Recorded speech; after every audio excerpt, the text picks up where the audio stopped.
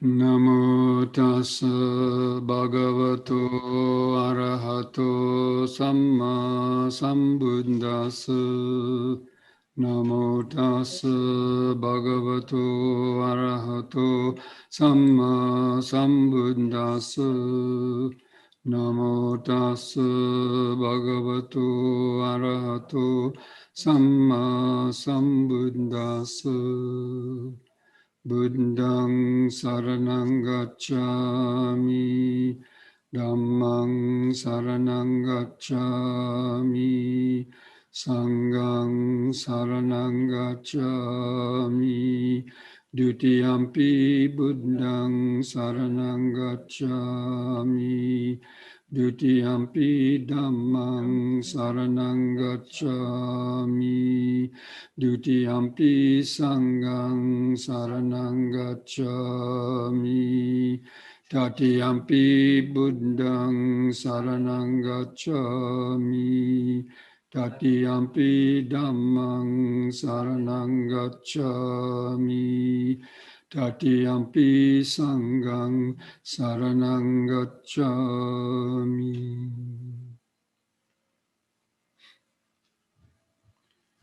So welcome, friends, to this Sunday afternoon Dhamma session. And we're continuing our look at the Dhammapada verses. And today we're going to be covering two verses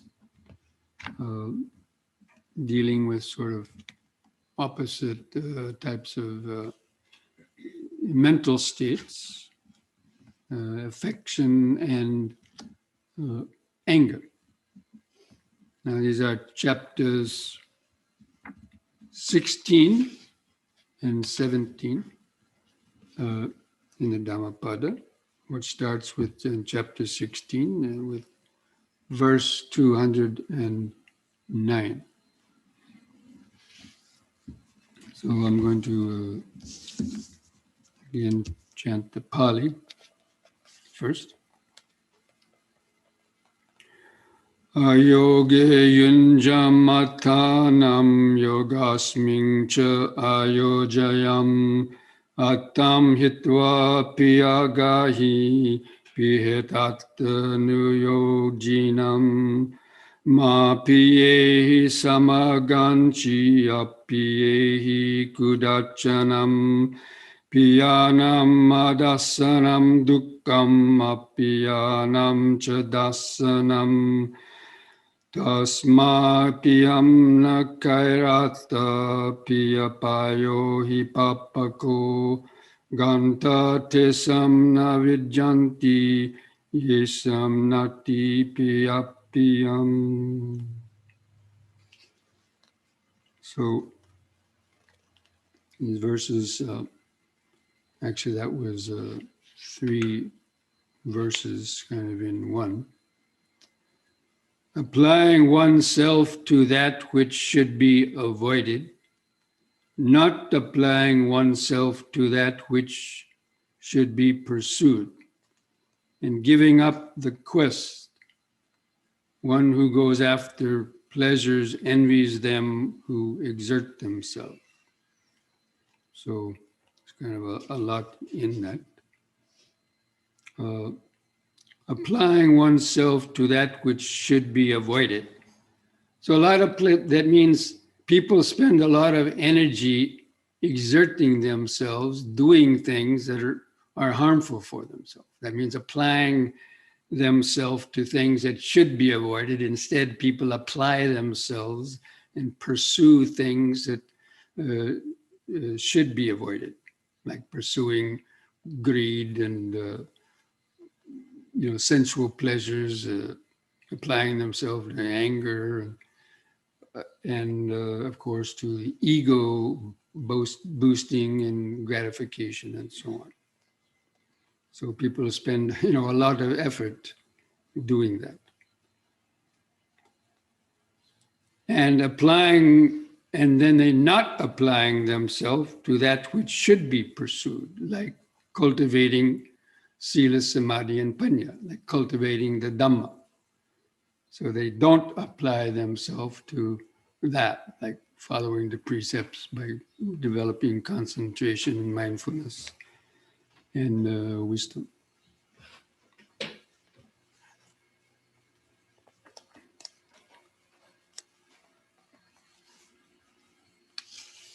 So that is, what. So, the practice of Dhamma is sort of goes against the normal grain.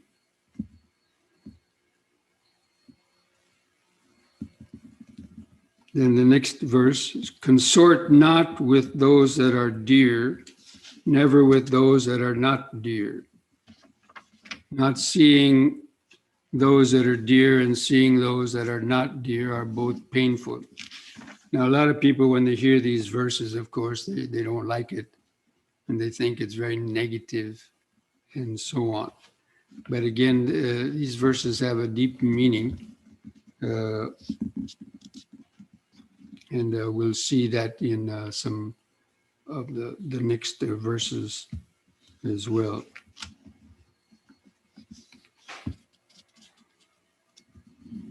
It's not seeing those that are dear will increase attachment, and then when those persons that are dear, die or something that happens to them, then we get angry, and then we get or dejected and sad.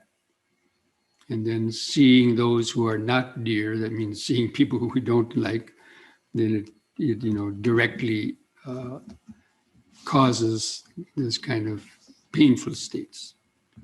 So one is a kind of indirect suffering, the suffering that comes from his attachments, and the other is a more direct suffering, the dislike and of persons and things, with the anger and hatred.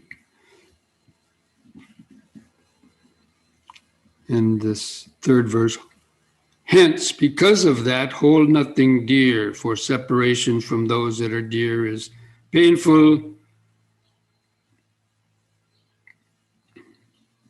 and the bonds do not exist for those who don't have that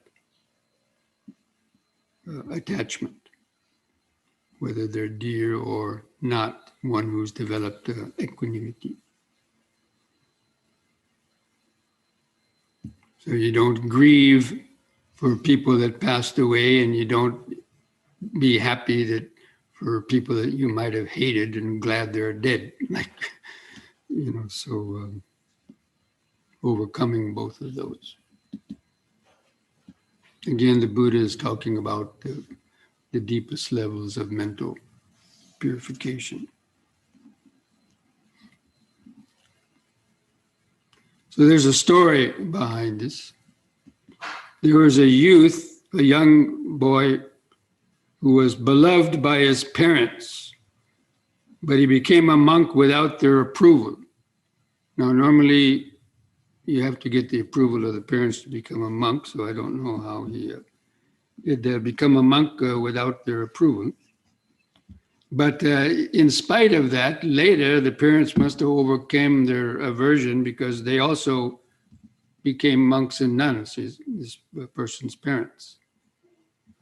But they could not live separated from one another. In other words, they go in the monastery, and the monks and nuns had to stay in different places, and they found that difficult. They always wanted to see each other still, even though they had, become monastics. So they couldn't give up that affection. So hearing their story, the Buddha had uttered those verses. Now these next verses, Piyato jayati soko, piyato jayati bayam, piyato vipamuttas nati soko kuto bayam. From endearment springs grief. From endearment springs fear. For him who is wholly free from endearment, that means affection, there is no grief, much less fear. So in other verses, this is translated, endearment is translated as affection. That's why it's Pia Vago.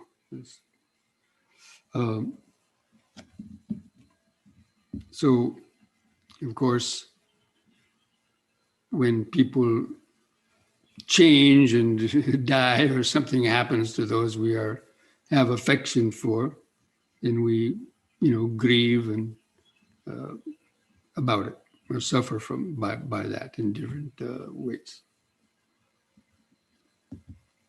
And especially when people die, then there's the fear of maybe being alone, or the separation when some relationship breaks up, and the person who, after breaking up, the one who didn't want to break up, maybe then has a fear of, now being alone. Now what am I going to do? So both the grief and the fear, they're very connected. So one who is free from that affection, when there's the separation from things, there's not that much, there's no grief, and then also no fear. And of course, all of that everything comes back to the sense of self. So it's because our whole world revolves around ourself, which has been accumulated since, birth, and since we were a young child.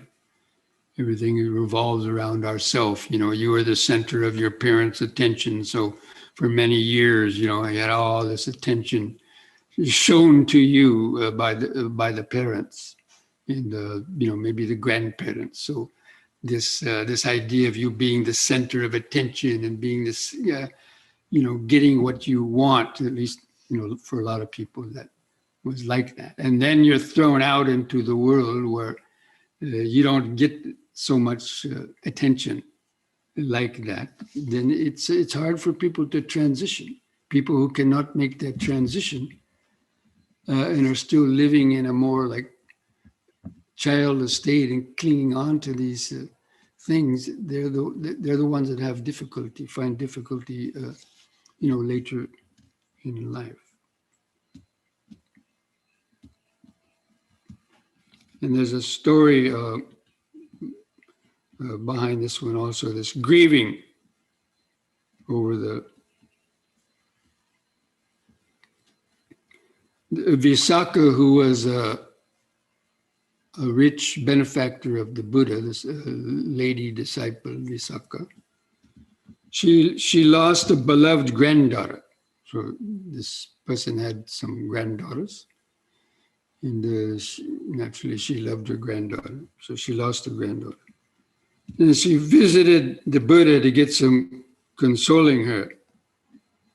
And the way the Buddha consoled her is he said, Visakha, you're grieving over the loss of the granddaughter.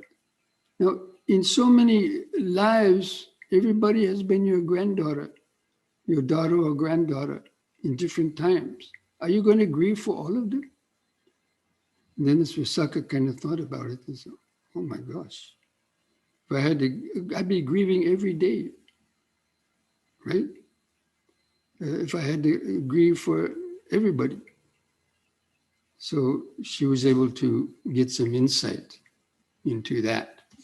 And why should I grieve just because of one person, special, one of those thousands and millions of my previous granddaughters from previous lives and other places, or just all my other relatives?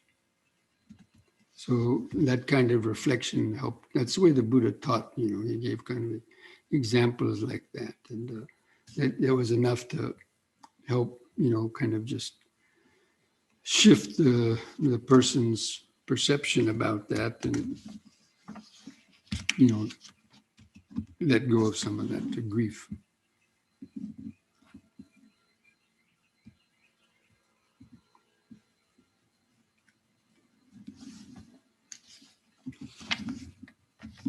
And then another similar verse, from craving springs grief, from craving springs fear. Or that person who is free from craving, there is no grief, much less fear. So, that's the thing in the Dhamma. Things are always connected. There's a connection between things. So, whenever there's attachment, and there's going to be sorrow when that attachment is, you can't get that.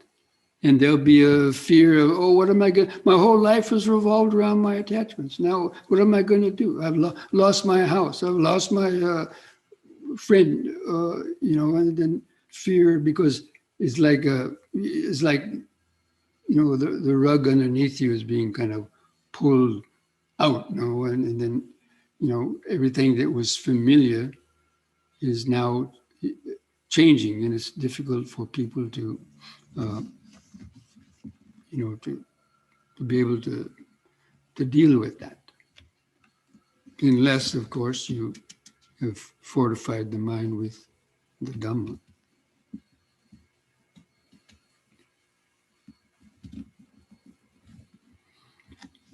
And there's a story about this one.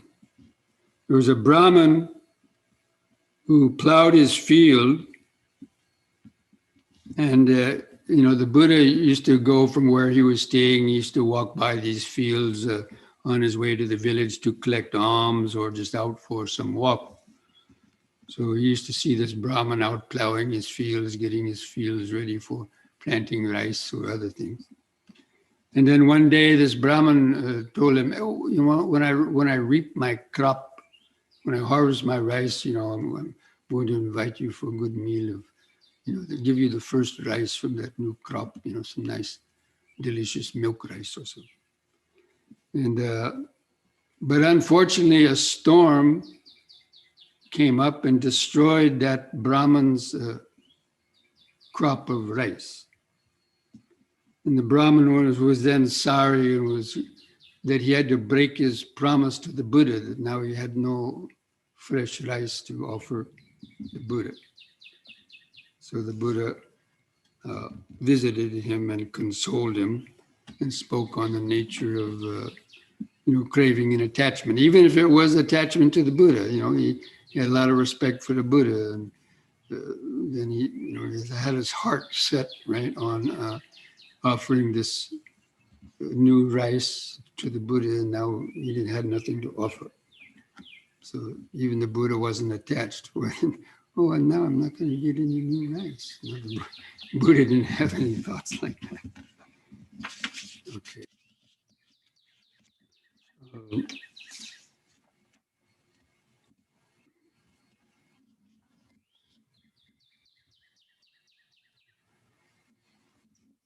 So now I'm going to be looking at the verse number 10 in this Piyavaga. Chant the Pali verse of it. Chanda jato anakate manasa cha putosya kamesu cha apati baddha chitto udam soti tivuchati. He who has developed a wish for the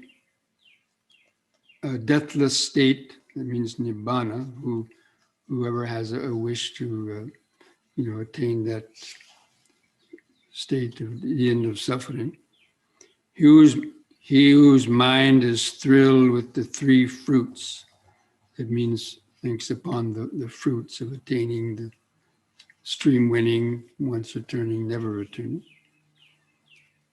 He whose mind is not bound by material pleasures, such a person is called bound upstream. So one is bound upstream, refers to the mind that is entered the stream and is, making its way toward the deathless state, or nibbana.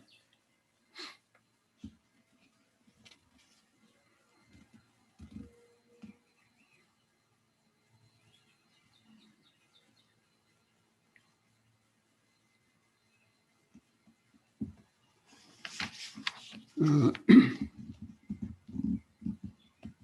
so there's the story behind this one.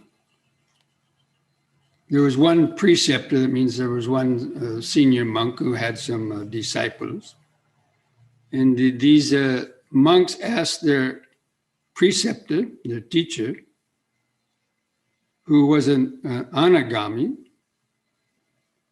whether he had attained any stage of sainthood. So this pupil's, student's teacher had reached the state of an anagami and never returned. And then they had asked the teacher, have you ever reached any stage of sainthood? But the preceptor did not answer the question, even though he could have, but he didn't answer their question. He wanted to wait until he would have attained arhatship, so he could then tell him, yes, I've reached the end of the path, arhatship. But because he was only an anagami, he didn't answer their question. And then, unfortunately, he died. Or the preceptor died, not unfortunately, I mean, he died, right? And he was reborn in a pure abode, because that's where the never returners are reborn. And the pupils went to the Buddha weeping. Our teacher passed away, and he didn't tell us what kind of stage of enlightenment he reached. And the Buddha remarked that death was inevitable. They were replied they were sorry, because they didn't know where he was reborn. But the Buddha probably told him that he had been reborn as a never returner in the pure abodes. I mean, if you're a never returner, it's like, you're one step away from Nibbana. So it's like, you're never going to return to this world of suffering, really. So it's like you're almost there, but still. Okay, so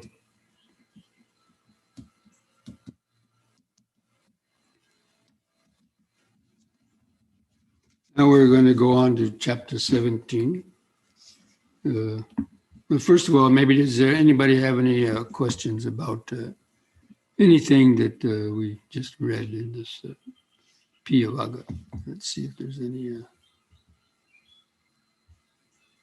No, it doesn't look like there's any Dhamma question as such. So, does anybody want to ask any question by voice?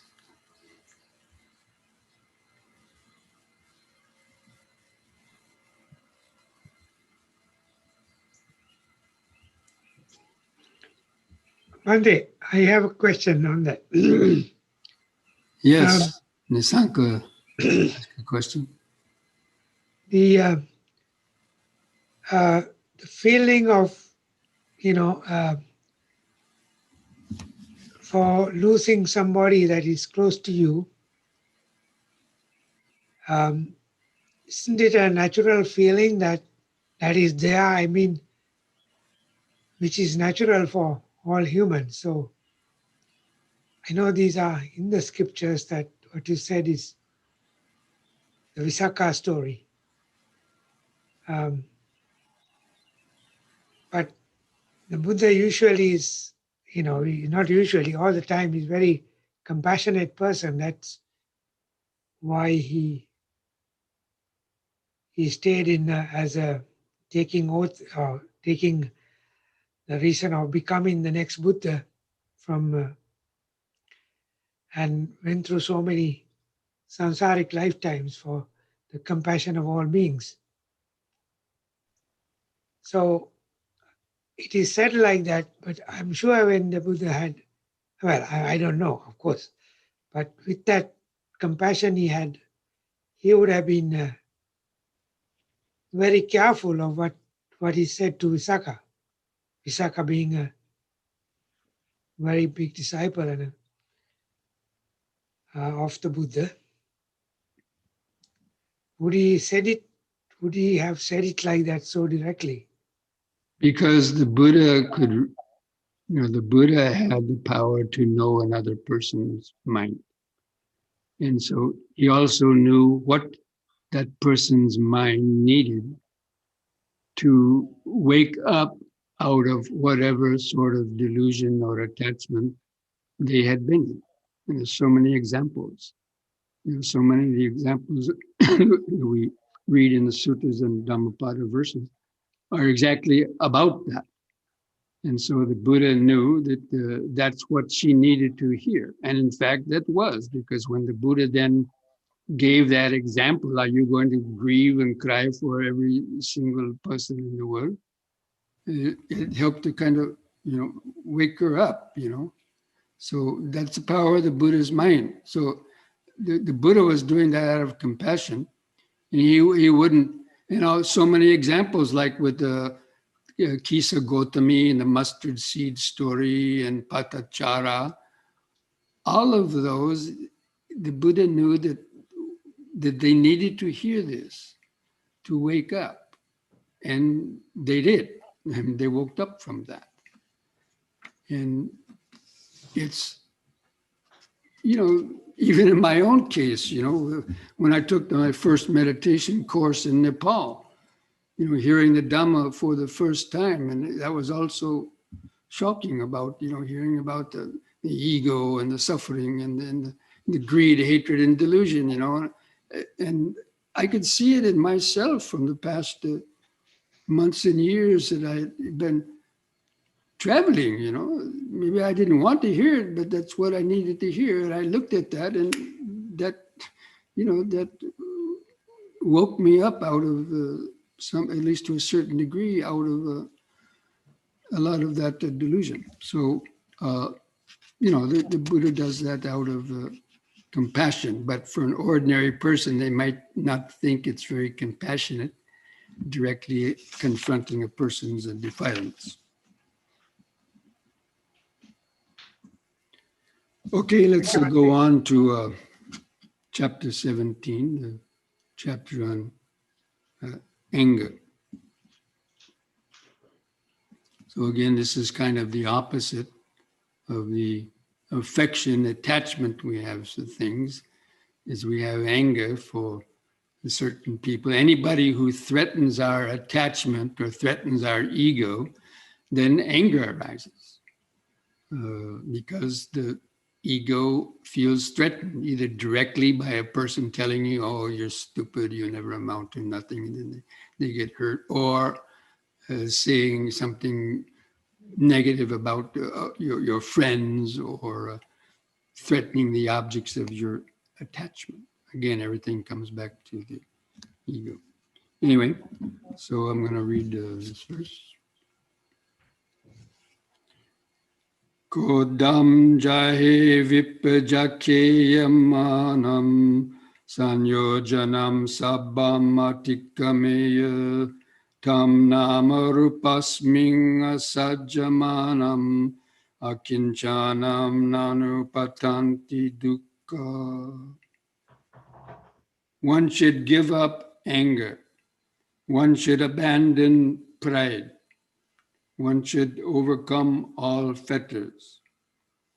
Ills never befall that person who clings not to the mind and body and is passionless.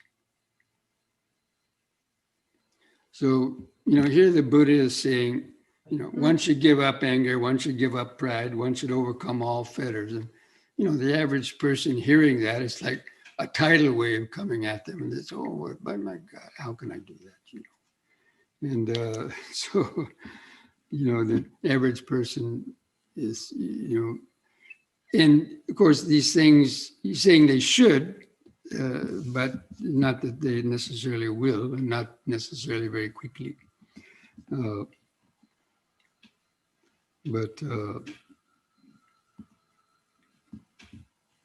But most of the ills that we have are coming from our negative thoughts. And the story behind this verse is about Venerable Maha Moggallana. So Maha Moggallana was one of the chief disciples of the Buddha, and he was distinguished by having great psychic powers and a master of the concentration and the jhanas and also the psychic powers. So anyway, his sister, so Moggallana's sister was suffering from a skin disease.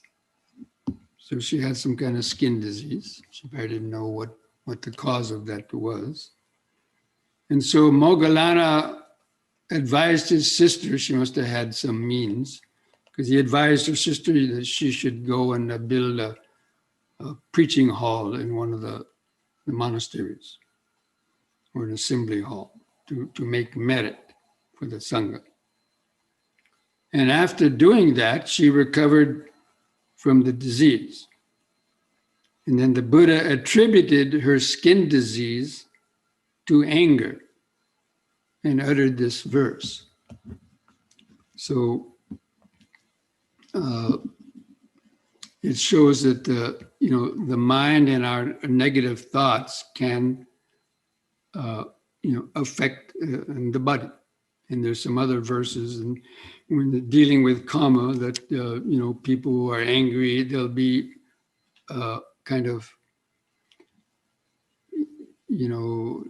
ugly in the next life, or have good features, they'll because of the effect of that mind on the body. So the power of mind over matter. So is many people know that the psychosomatic diseases, connection between the mind and body, that a lot of our ills have their roots in these mental states. Now, of course, Western science hasn't caught up to that, or maybe a little bit, but not much. And that's why they think everything can be cured by Western medicine.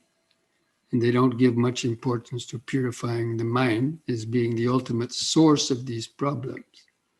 You can use medicine to overcome certain problems, but they'll usually wind up coming back because the ultimate root of them has not been eradicated. That means the defilements.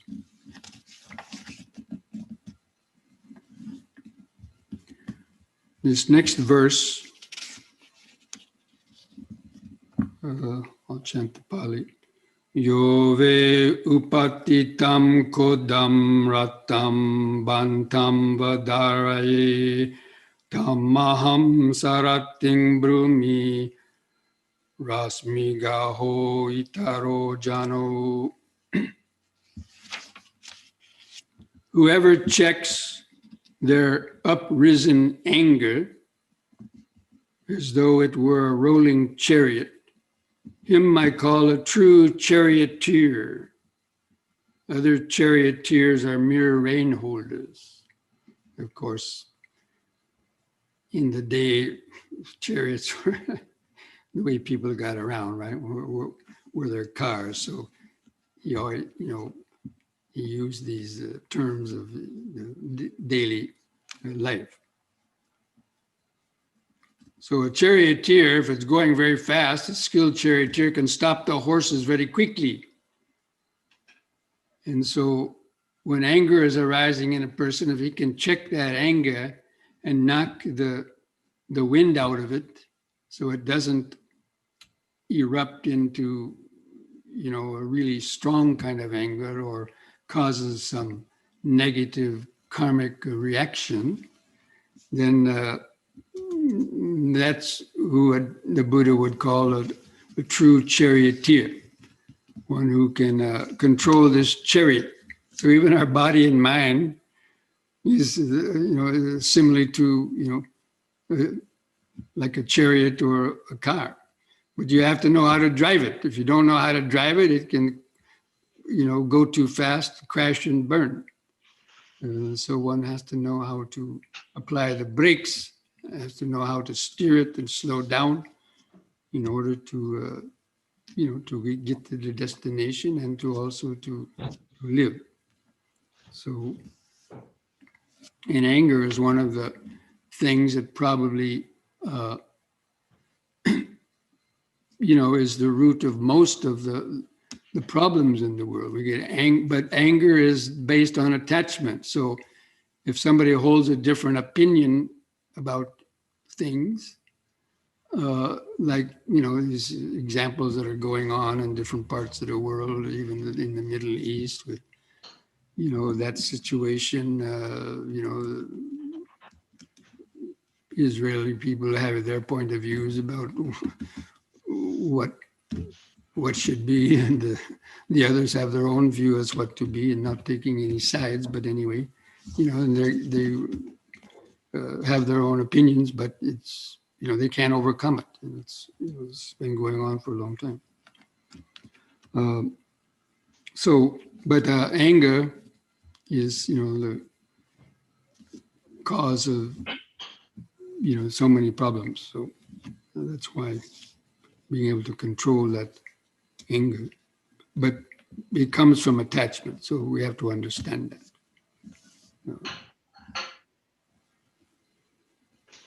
In this next verse, Kodena jine kodam sadum saduna jine kadaryam danina satchena alika dinam. Conquer anger by love. Conquer evil by good. Conquer the stingy by giving. Conquer the liar by truth. And we could add another one, conquer ignorance by wisdom. So,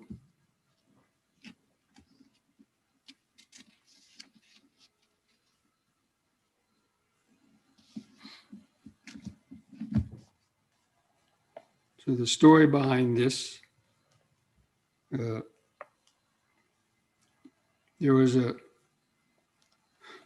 I know Western people, especially women, they don't like to hear a lot of these things, customs that used to go on, in the ancient times or even nowadays, but anyway, it is what it is. And, no need to get angry about it.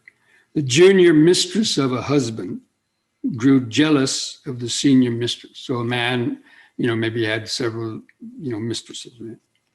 And so one of them, who was the lowest on his list, grew jealous of the senior ones and did a great wrong to her. I don't know what it was, but did something. But the senior mistress didn't get angry about it. She said, oh, well, she's just jealous, and so what? And then the junior mistress repented and sought the pardon from the latter. So this junior mistress went to the senior one, said, look, I did this, I'm sorry, please forgive me. So that in itself was a good thing. And the senior mistress replied that she would pardon her if she would implore pardon from the Buddha. So this junior mistress went to the Buddha and asked the Buddha to pardon her, and then the Buddha then recited this verse. So anyway, this is conquering the opposite. So everything, all of our emotions, they always have an opposite. Love, hate, happy, unhappy, ignorance, wisdom, stingy, generous, and so on. And that the practice of Dhamma is about the right effort of abandoning the unwholesome and cultivating the opposite quality of the wholesome aspect of that. Again, it can only be done through the practice of meditation and gaining more control over your arising thoughts and emotions. That's why, people find meditation very difficult. I can't do it. They for some reason, they can't exert the right type of effort to overcome these things. So it's easier to just to have to suffer through it, or trying to find some easier ways, like whatever, shock therapy or drugs, or so many types of therapies out there people are trying. And some of them may work for a while, but as I mentioned before, these external type of therapies work only on a superficial level. They don't go to the essentially the deepest level of the unconscious mind.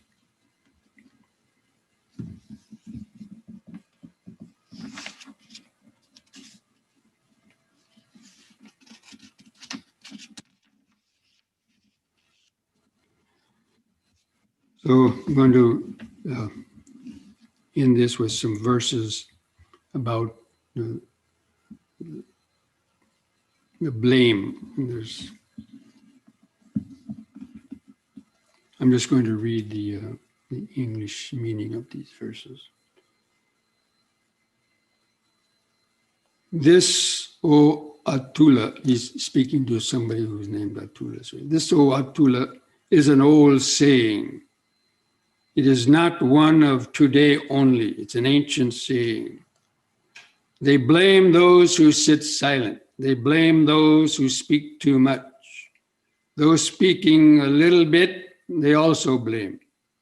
There's no one who is not blamed in this world.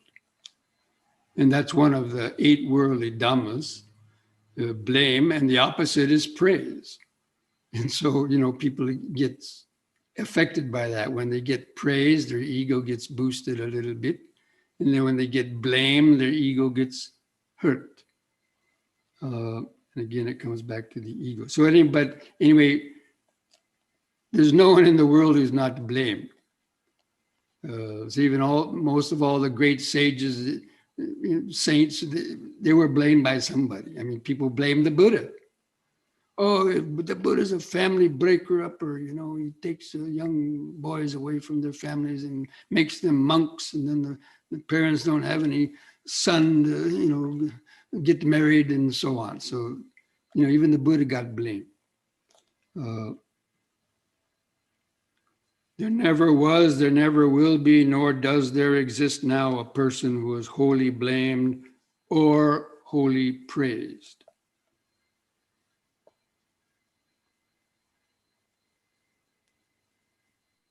Examining day by day, the wise praise the person who is of flawless life, intelligent, endowed with knowledge and virtue.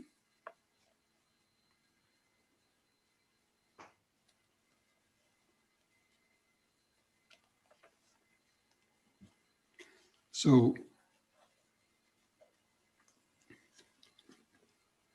but people easily get hurt when they get blamed, because again, it's the ego. But everyone is going to get blamed for one reason or another. Everybody will find a reason to blame or criticize somebody, because it's always coming from one's own point of view. Okay, so I think we'll stop with that and see now if there's any. Doesn't look like there's any more chats that have come up, or maybe there is one here. Okay,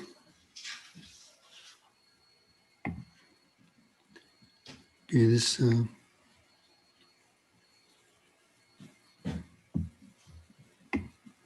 In daily worldly life, to deal with others who are not cooperative, only way to get them to do what we need or to prevent them from doing what causes harm to us is to be angry and threaten violence or even use violence. What can lay people do to not get angry or stop being violent? As you mentioned, there was an example of those 2 countries that are can't solve their problems. Because again, they're clinging to their points of view.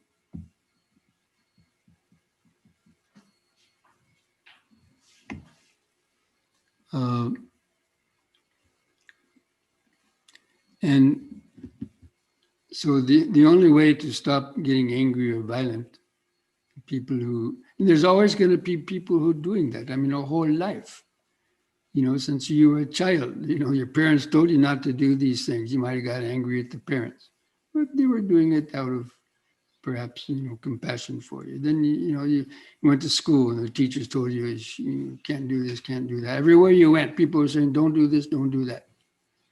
And so we were, getting, upset and angry that the whole life there's going to be people who may be doing that. And if you're getting angry at all the time, that's how that accumulates. So first thing is you have to stop and examine. Well, maybe there's some truth to what they're saying. Maybe I shouldn't do this. Maybe I shouldn't hang out with these seedy people that, trying to get me to take drugs or get into other kind of mischief, because they, want to do that for one reason or the other, or so on. Or maybe you get interested in Dhamma and people say, don't do that, don't become a Buddhist, or don't meditate, that'll drive you crazy. People have these points of view, don't they? We've heard that before. Of course, that was some time ago, maybe not so much now. But anyway, there's always people who will tell us not to do something that we want to do, even though we feel it's the truth, and they're in their own way, delusion, they're also clinging to their point of view. So, it's not easy. That's why the Buddha said it's difficult being a mortal. That means a worldly person because of, the nature of samsara. But sometimes, yes, we have to be a little bit stern with people, but we try to do it not with anger, but with it may look like we're angry on the outside, and maybe there might be a little, anger with it, but, the person may not be holding on to it too strong. It's just something that erupts. And, we should listen to that. So, okay. Instead of just saying, oh, you're getting angry, listen. So, okay, why is this? Is there something in me that's causing this person to get angry? No one wants to stop and look at themselves. They just say, don't get angry, don't get angry. A lot of people do that to Buddha, says, oh, Buddha should never be angry. Buddha should never have desire. And then they use that as an excuse to kind of, pick on them. And then if the Buddhist reacts, says, oh, you shouldn't do that. Buddhists are not supposed to have an ego. Buddhists are not supposed to get angry. Buddhists are not supposed to have desire. So sometimes people do that as an excuse for themselves to provoke you, or that they can do it, but you shouldn't do it. So, I mean, we can see this too sometimes. Not only Buddhists, but others too. They say, oh, Christians shouldn't do this or that. And, but so sometimes we have to, tell it like it is. And if somebody's hurt, then okay, that's the way it is. There's not going to be anybody in the world who's not going to be hurt by things that you say, because people take it in a different way. Okay, so I think there's no other questions. We'll go ahead and end this part of the session now, and take a few minutes break, come back to a few stretches, and then sit for the meditation, okay? See you back in a few minutes. Feel the feet pressing the floor. Mentally feel the outline of the standing body. And begin some deep, slow breathing, rhythmic breathing, if you know it. After breathing in, hold the air in the lungs a few seconds. Feel that subtle energy of oxygenating blood. And feel the relaxing, contracting sensations of the out breath. Feel the last bit of air go out of the lungs. And the next in breath is cultivating this basic mindfulness. Breathing in, letting go of the past and future. Breathing out, standing here and now. Breathing in, letting go of the past and future. Breathing out, standing here and now. Breathing in, feeling the whole body. Breathing out, feeling the whole body. Now we're going to combine this breathing with these movements, repeating each movement 3 times. So on the next in breath, raise the arms over the head, interlock the fingers, turn the palms up, straighten the arms, stretch your head back, look up at the back of your hand. The out breath, turn the palms down, touch the top of the head. In the in breath, palms up, head back, stretch up.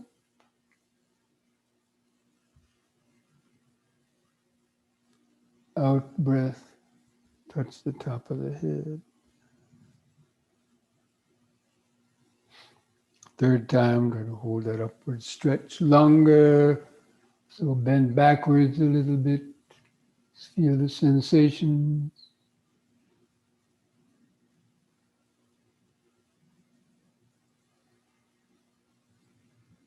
And release the fingers.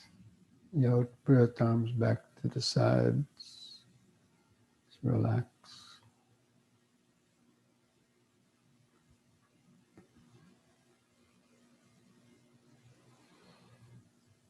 Just feel this activated life force sensations due to the stretching, the breathing.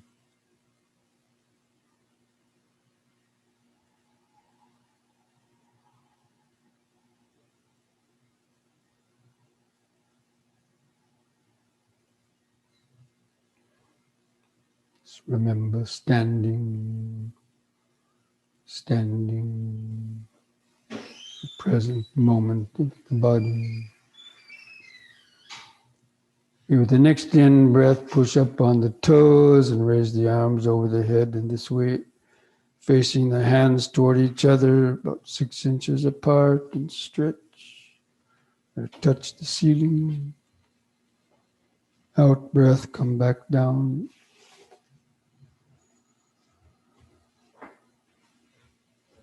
Use the breath to help lift up the body. In breath.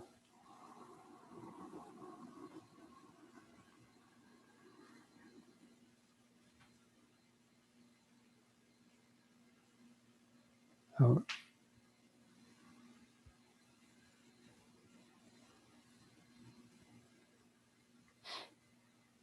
In.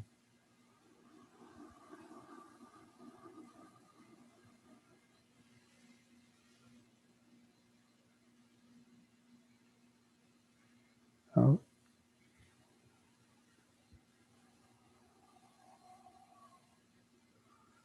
Once more, try to hold that upward stretch longer.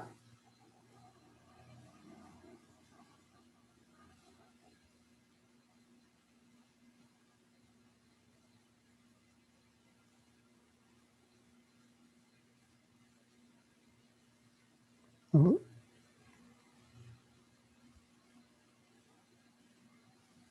Relax.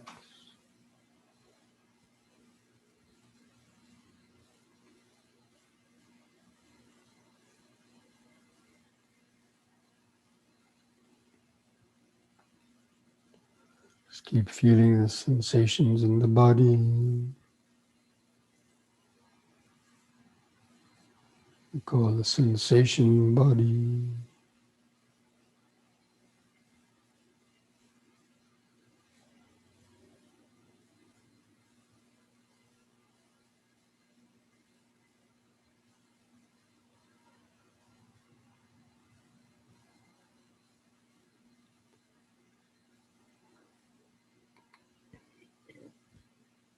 Just letting go of your thoughts. Just let the thoughts come and go in the back of the awareness. Keeping all the changing body sensations in the front of the awareness.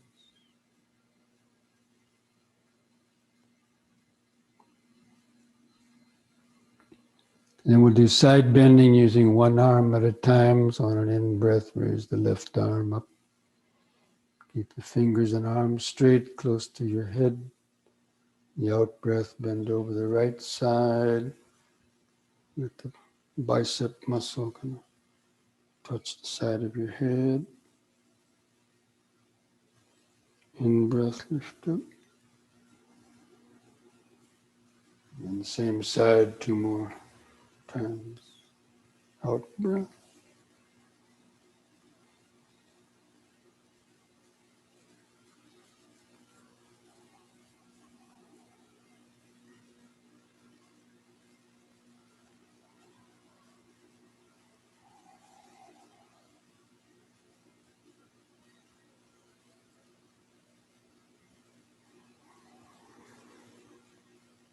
The out-breath, lower that arm.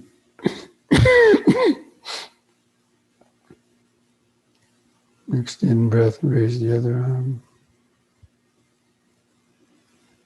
3 times to the other side, out-breath.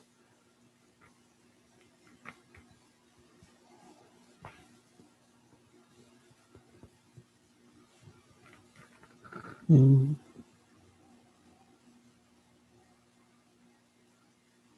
Out.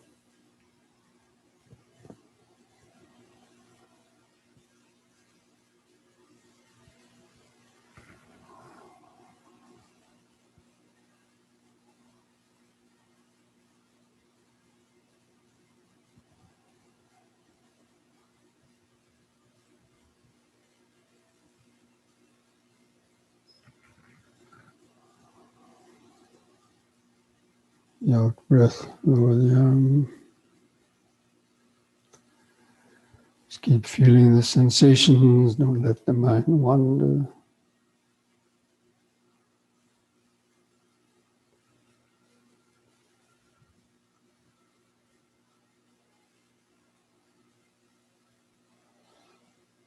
More deeper and subtler vibrations in the body you can feel that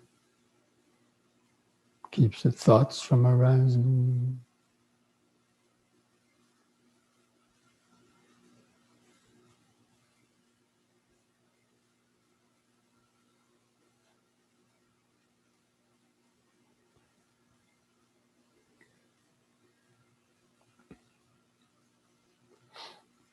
Now spread the legs apart about 3 feet.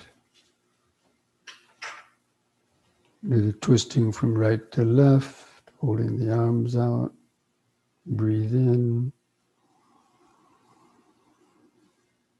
The out breath, twist to the right. Keep your eyes focused on the hand going back.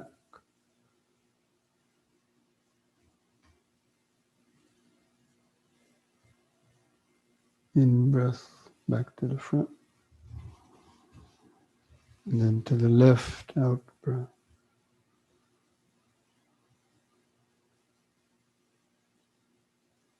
In breath, front.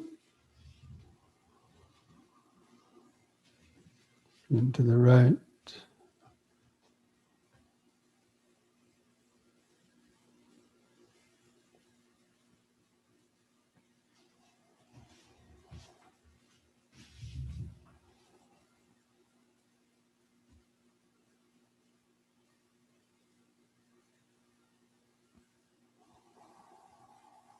Once more to each side.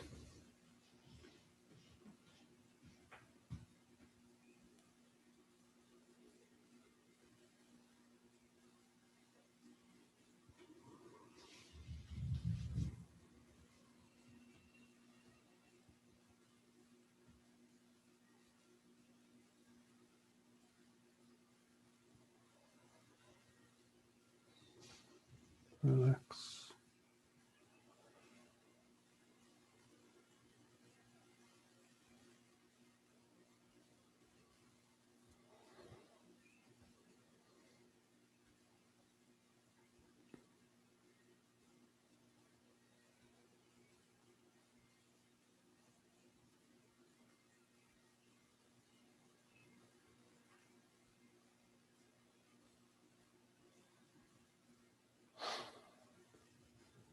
And bring the legs and feet closer together. Standing straight, do the head turning from right to left. In breath, head to the right.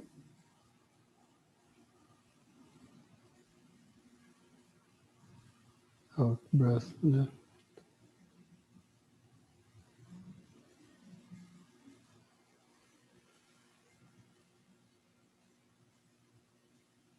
In breath, right. Just concentrate into the neck vertebrae. Imagine them loosening up. Out breath, left.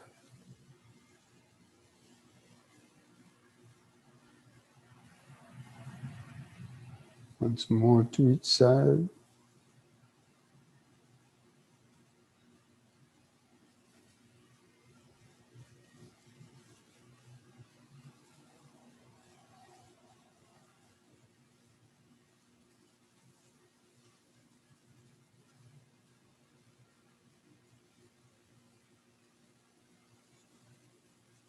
Let the head stop in the center.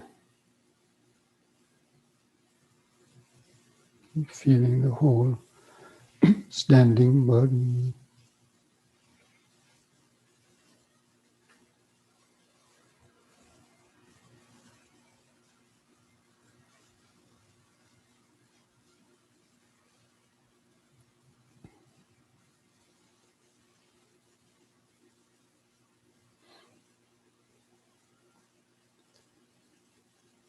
Okay, the last exercise, the backward and forward bending, the sunburst, holding the hands out like in the front.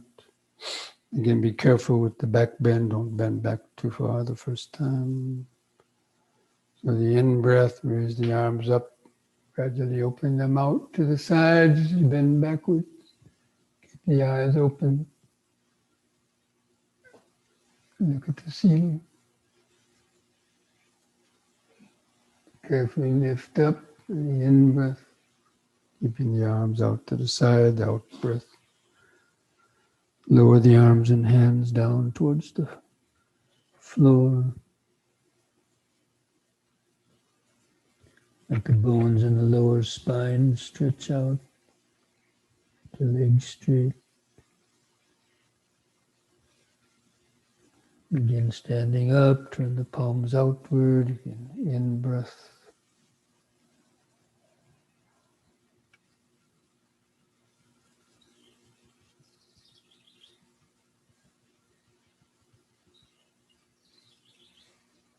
Lifting up,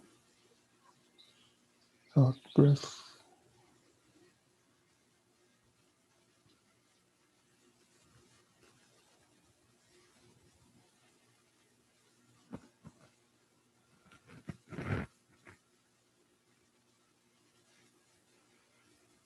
Once more, in breath.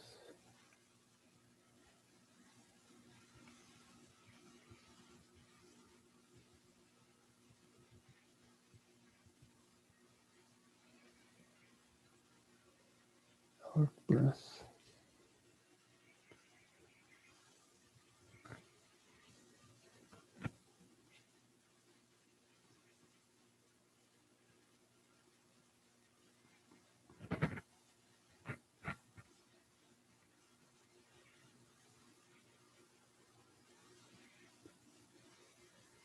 The in-breath, standing up, bring the hands to the chest, back to the sides, relax.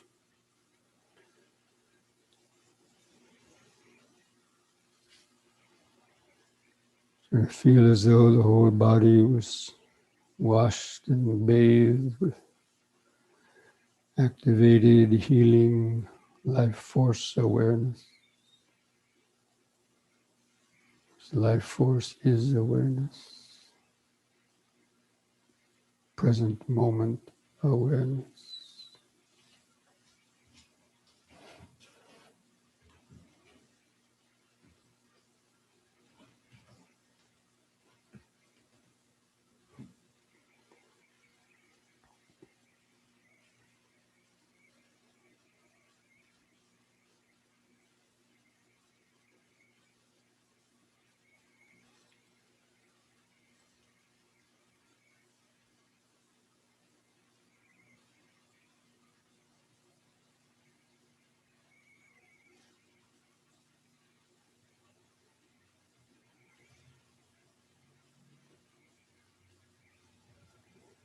Okay, now come back and get ready for the sitting meditation.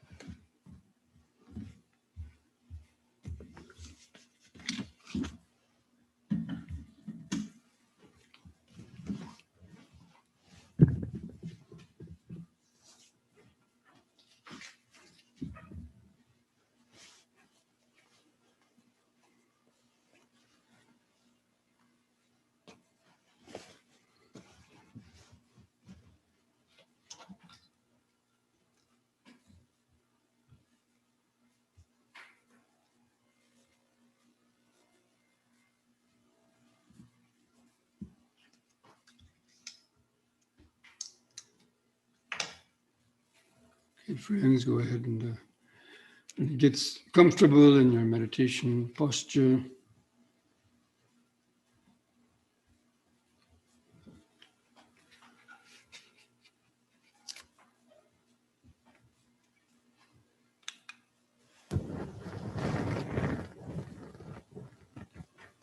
try to sit straight but relaxed. Relax the shoulders.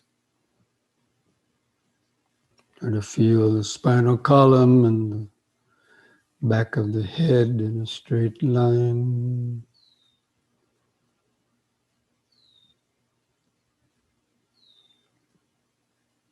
Place your hands somewhere where you'll be able to comfortably keep them for the whole meditation period without moving them. Just gently close the eyes. Or bring your total attention down and feel the buttocks, press the cushion. Try to feel or imagine the weight of the body pressing the floor, the earth element of the body, pressing the earth element of the floor, or the seat.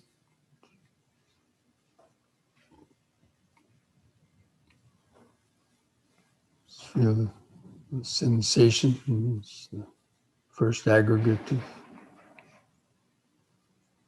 earth element vibration.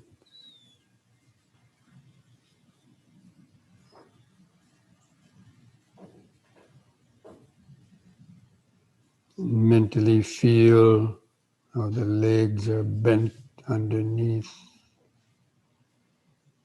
and feeling the feet and toes.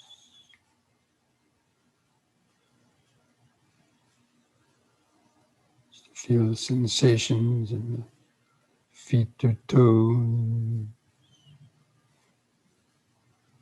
The body is nothing but a mass of sensations. When we say we feel the body, actually we're feeling sensation.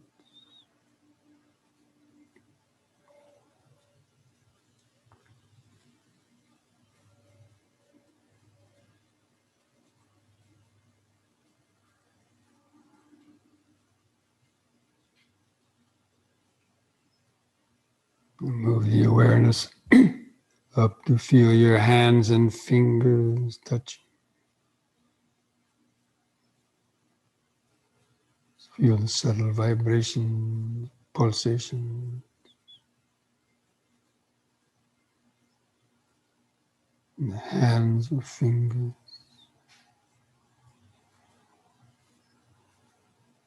where they touch together.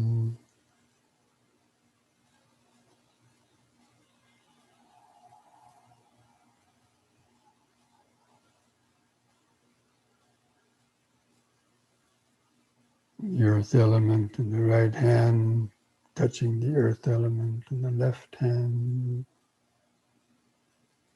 producing sensation.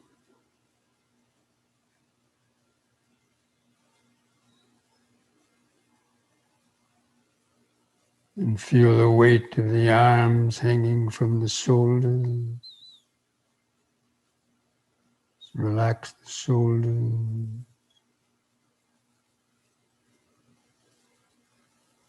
Feel where the clothing touches the skin of the shoulders or arms.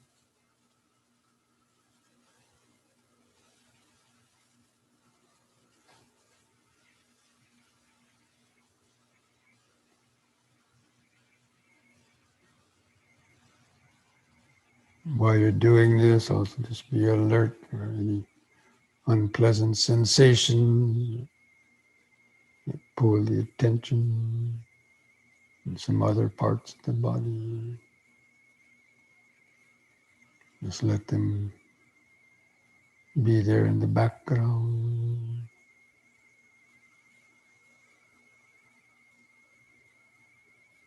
Move the attention up to feel the base of your neck, where the clothing of your shirt or collar touches the base of the neck.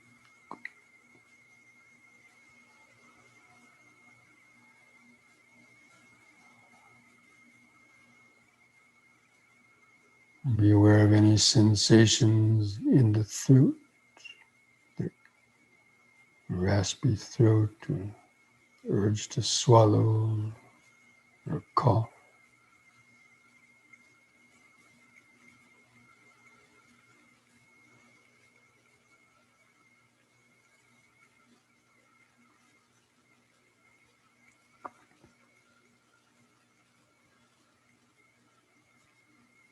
And moving the awareness up into the face.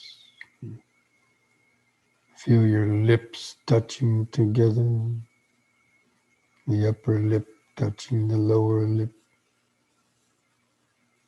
Feel the sensation of dryness or moistness. Being the water element, the lack of water element producing dryness sensation. More water element producing moist sensation.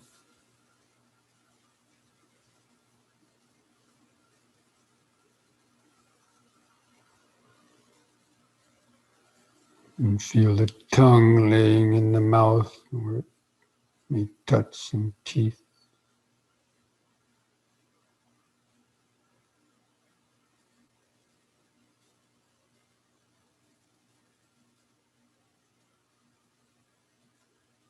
Even while you're feeling these places in the body, you might still feel the breathing coming in and out. That's also okay.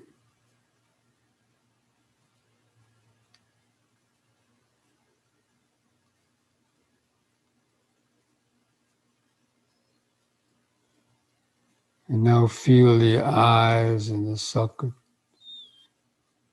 and the eyelids stretched over the eyeballs.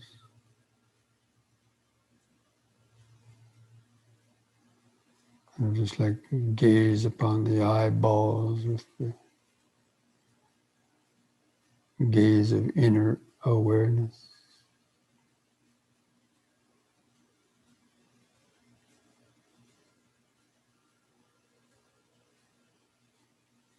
Be aware of any subtle eye movement or any light or color or mental image.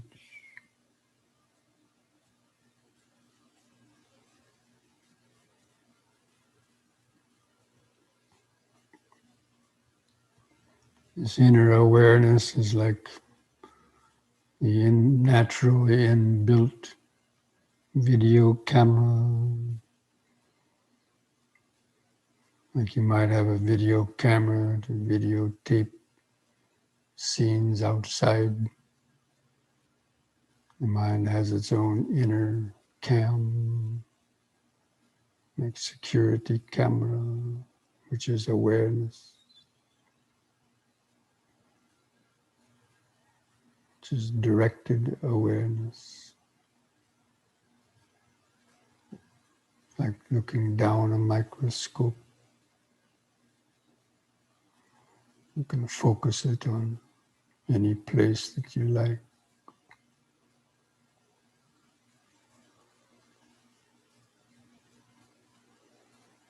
So just aiming that inner video cam on the inner face. Feel all the different sensations in the head and face. Skin stretched over the forehead, the nose, mouth, lips, chin.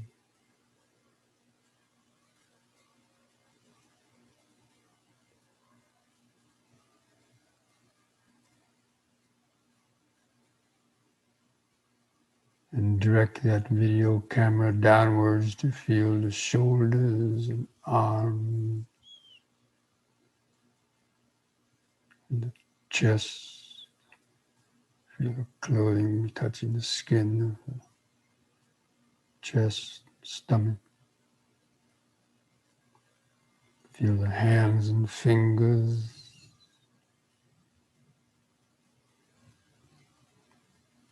It's like a slow motion panning down to the body.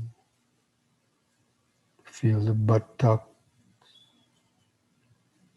and the legs bent underneath.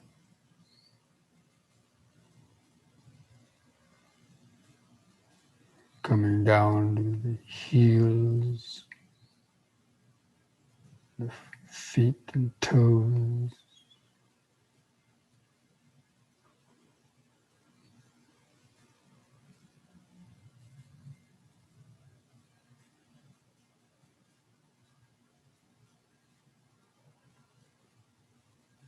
And moving that video camera back up through the body. Just generally feeling that outline of the body.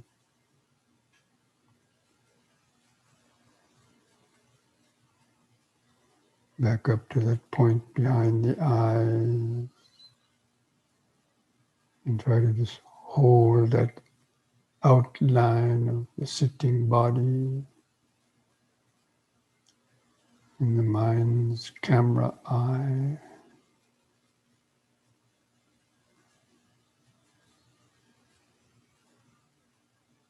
Sitting, sitting. And again begin some deep, slow breathing to oxygenate the bloodstream.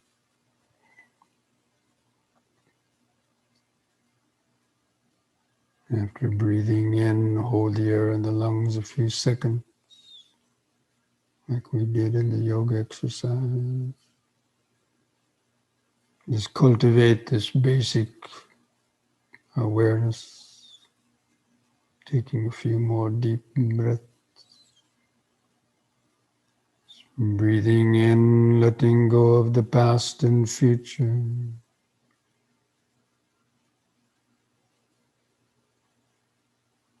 Breathing out, sitting here and now.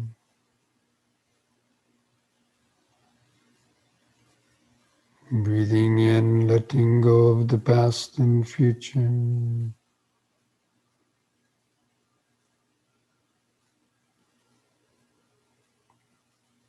Breathing out, sitting here and now.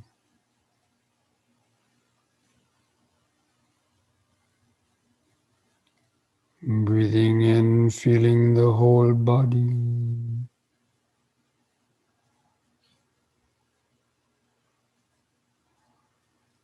Breathing out, feeling the whole body.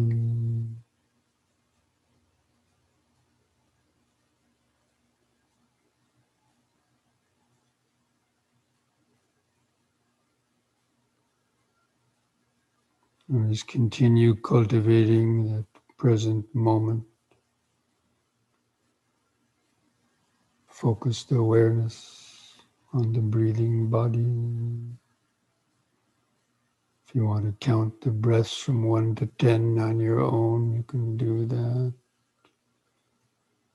Just simply try to maintain that connection to breathing in, sitting, breathing out, sitting. The sitting, breathing body, the natural connection to the present moment, awareness.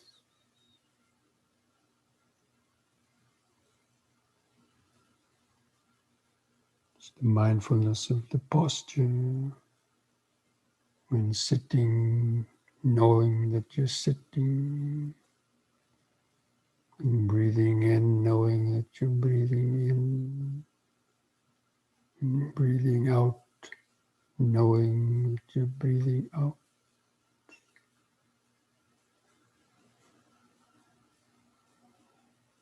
Breathing in, sitting, breathing out, sitting. That's your applied and sustained thought, the present moment. Mindfulness is not forgetting the present moment.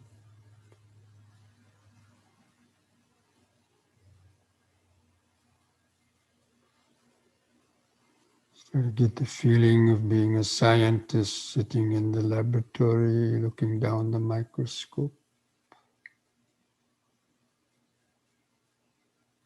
This body is the laboratory for the insight meditator.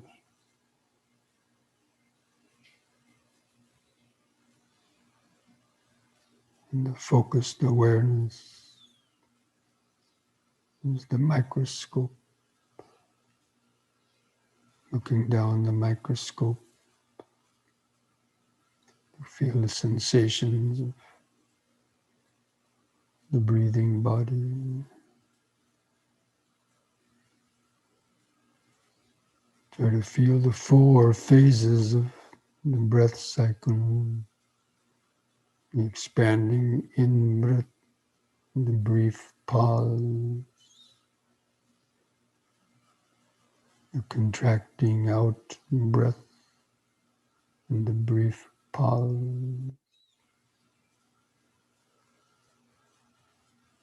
Noticing the pauses are important for maintaining concentrated attention. Usually the mind wanders in the pauses.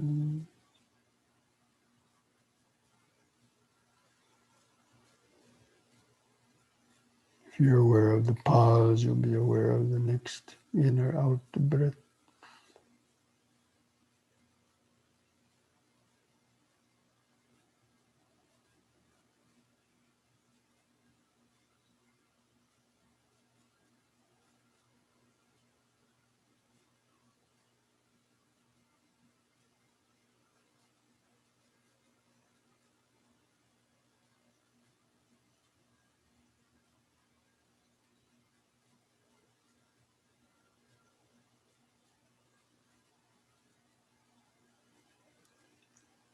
With each out breath, just trying to feel the body and mind relaxing more and more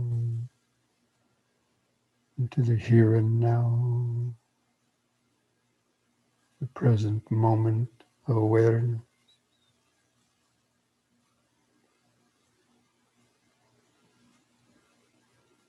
Also just being aware of any thoughts that are moving through the back of the mind, or any hindrances that might be overtaking the mind.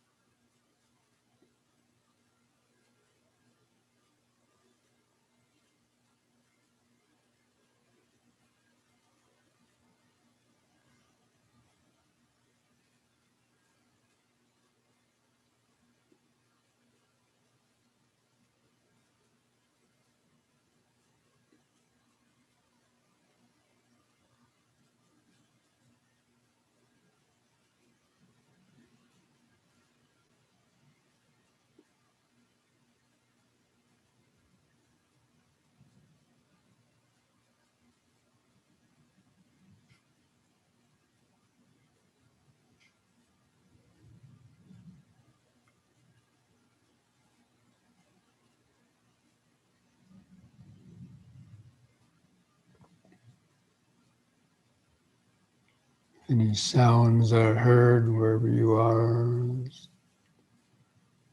Be aware of the sound vibrations arising, lasting, vanishing. See that space of present moment awareness.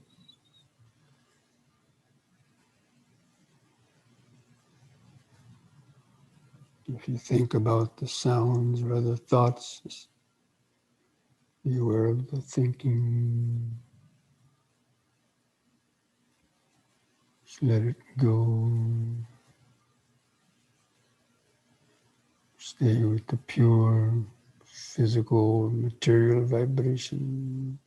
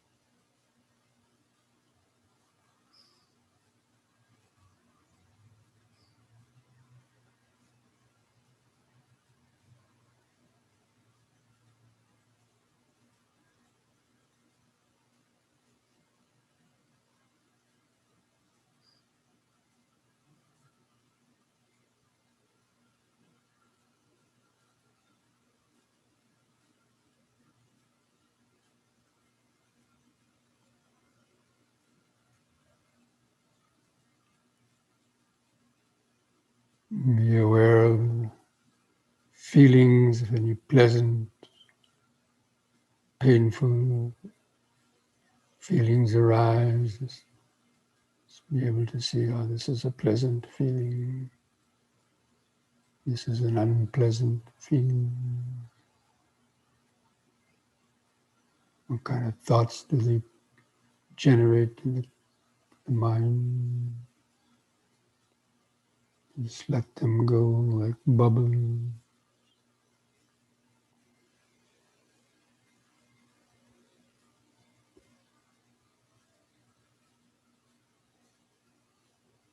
Just as the in-breath comes and goes, the out-breath comes and goes, all of the sensations, different feelings, perceptions, thoughts just come and go. The flow of impermanence.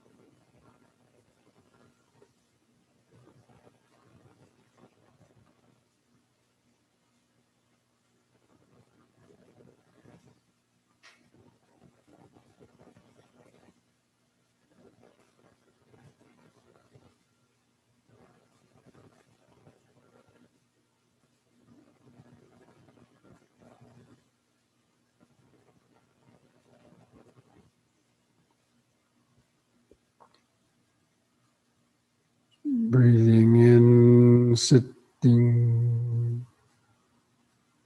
Breathing out, sitting. Sensations come and go. Pleasant and painful feelings come and go.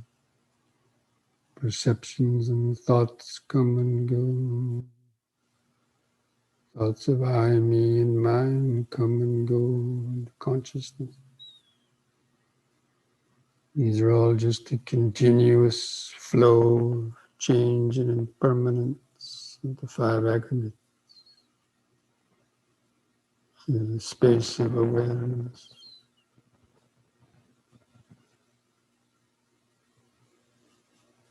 This is the attitude of an insight meditator, vipassana meditator.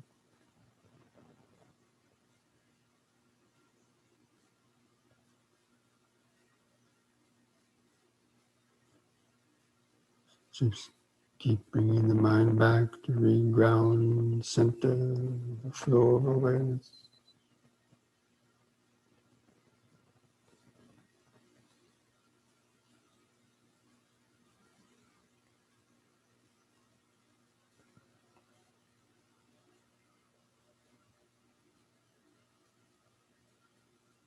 Cultivating equanimity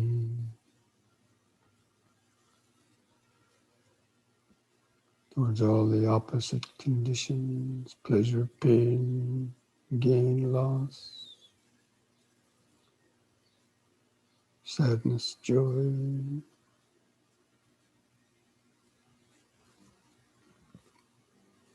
affection, anger. It's the worldly dhammas coming and going due to condition.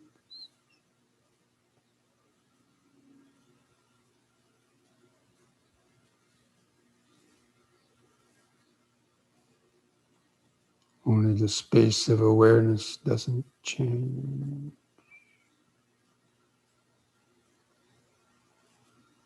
The objects passing through awareness are changing.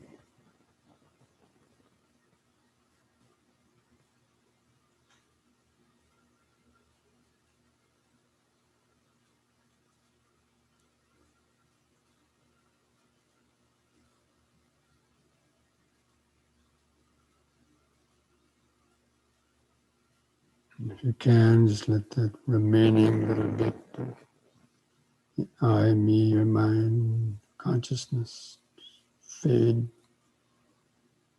into the background.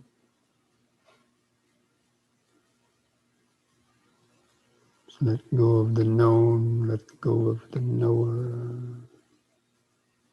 Just let the pure knowing.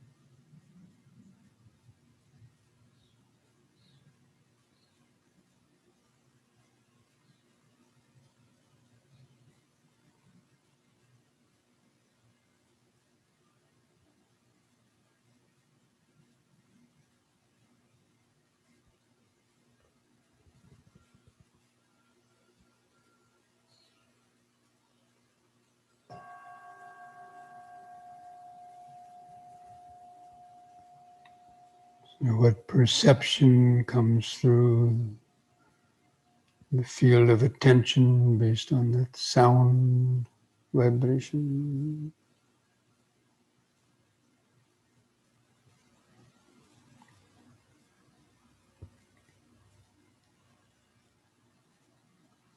Sabbe sankhara anicchati. Sabbe sankhara dukkati. Sabbe dhamma anattati. Yada panyaya pasati. Atane bindati dukhi. Isamagu visuddhiya. Dukkha patta ca nidukha. Bhayapatta ca nibbaya. Sokapatta ca nisoka. Hontu sabbi pipanino.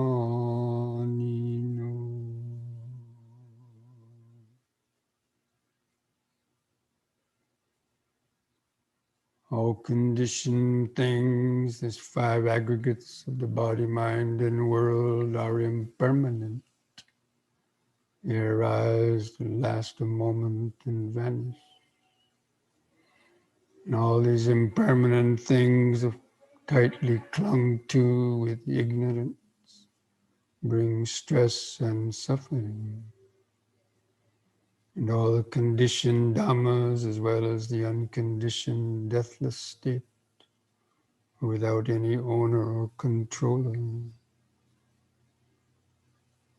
are not self. When one sees these three characteristics with the eye of wisdom, this is the path to purity, to freedom. And may the suffering be free from suffering. May the fear-struck be free from fear. May the grieving be free from grief.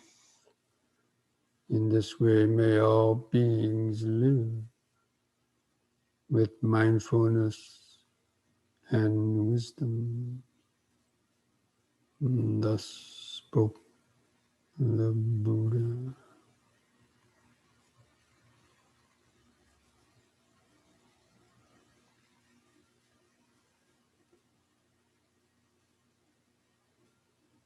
Now take a deep, slow breath, straightening up the body. Hold the air in the lungs a few seconds. And slowly breathe out. Place the hands at the edge of your knees. And on the next in-breath, stretch the head back, pulling the hands against the knees or arch the spine back.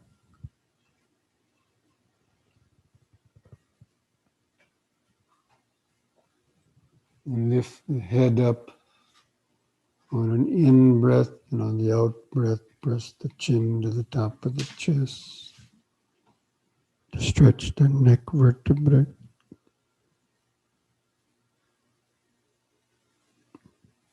And lift the chin up level on the in-breath. Relax on the out-breath.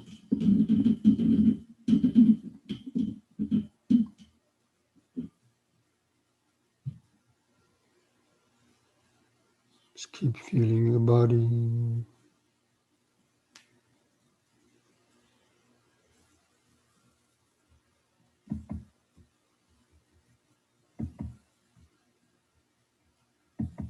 I invite you to join in chanting the word sadhu 3 times slowly with the breathing. Take a deep in-breath.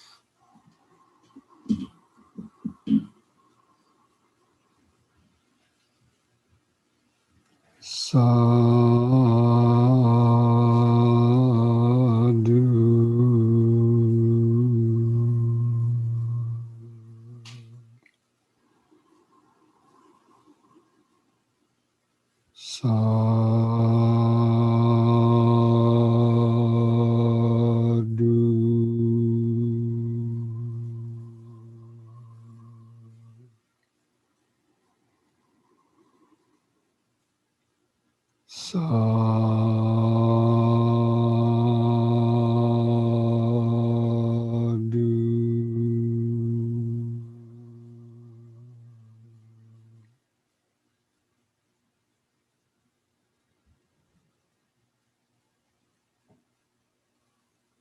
Take one more deep breath.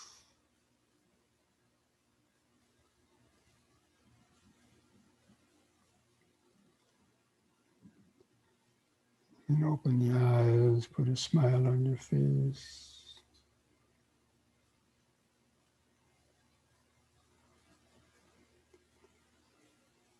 Okay, friends, so I hope that you're able to have at least a few moments of some calm, present moment awareness and insights.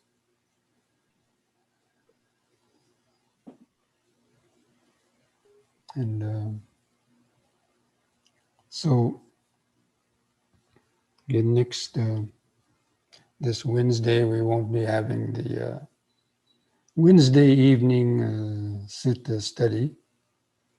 And next Sunday, we'll have the same 2 o'clock program, but it will be a talk about the Vesak, because the Vesak day is coming this week. So as a closing, one of the talks of the retreat, I'll be talking on the meaning of the Vesak. So we're having a little Vesak puja that day. Okay?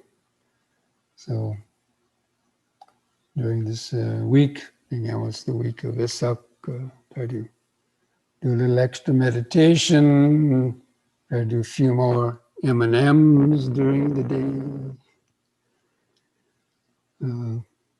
Because it's only with continued daily practice that we, little by little, we gain insights and we gain the ability to stay more grounded in the present moment. And during the week, kind of be aware of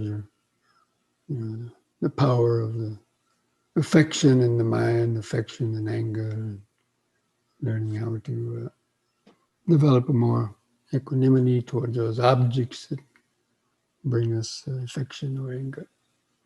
All right? So wish you all the best, and Namo Buddhaya. Mindfulness a day keeps dukkha away.